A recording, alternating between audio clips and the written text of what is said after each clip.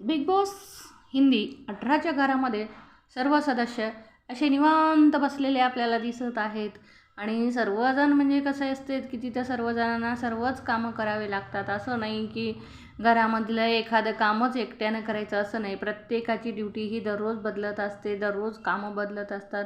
कुणाला स्वयंपाक करावा लागतो, कुणाला भांडी घासावी लागतात, कुणाला म्हणजे टॉयलेट बाथरूम साफ करावं लागतं, कुणाला घर साफ करावं लागतं, झाडू मारावं लागतं, फरशी पुसावं लागतं, टेबल साफ करावं लागतं, किचन साफ करावं लागतं, बेडरूम आवरावं लागतं. ह्या सगळ्या गोष्टी ज्या आहेत त्या सदस्यांना तिथल्या स्वतः करावं लागतं. तर जे काही की सदस्य घरात करत नाहीत, पण नाईलाज असतो तिथं ड्युटी आल्यावर ती कामे करावंच लागतात.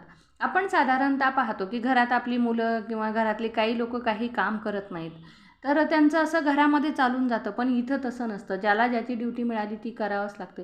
ती सगळ्या दिवसभराच्या ड्युट्या करून बिचारे थकून गेलेले असतात. अगदी त्यांना अशी झोप लागते की ढाराढूर झोपलेले असतात. तुम्ही पाहतात की कसे झोपलेले आहेत.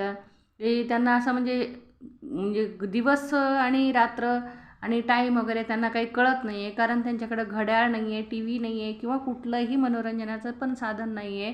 आणि बाहेरच्या गोष्टी कळण्याचं पण काही हे नाही आहे की म्हणजे ते काहीच कळत नाही. मग त्यांना बिग बॉस जेव्हा लाईट बंद करतात तेव्हाच त्यांना झोपायची परमिशन असते. लाईट बंद केल्याच्या नंतरच ते झोपू शकतात.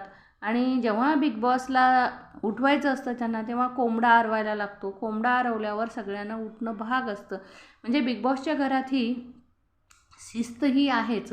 बिग बॉसच्या घरातील सगळी शिस्त पाळावीच लागते. दिवसभर भांडणं करून, कामं करूनही त्यांना म्हणजे असं थकले दिवसा तरी त्यांना झोपता येत नाही. कारण जर कोणी झोपलं का लगेच कोंबडा आरवायला लागतो आणि घरातले सदस्य त्यांना उठवायचा प्रयत्न करतात आणि उठवतात. नाही उठलं तर मग तिथं भांडणं होतात, आवाज होतो. मग दुसऱ्या सदस्य पण त्यामध्ये पडतात. असं सगळं चालते. तर बिग बॉसच्या घरामध्ये राहणं खूप अवघड आहे. तर तुम्हाला काय वाटतं, बिग बॉसचं घर हे सोपं आहे का?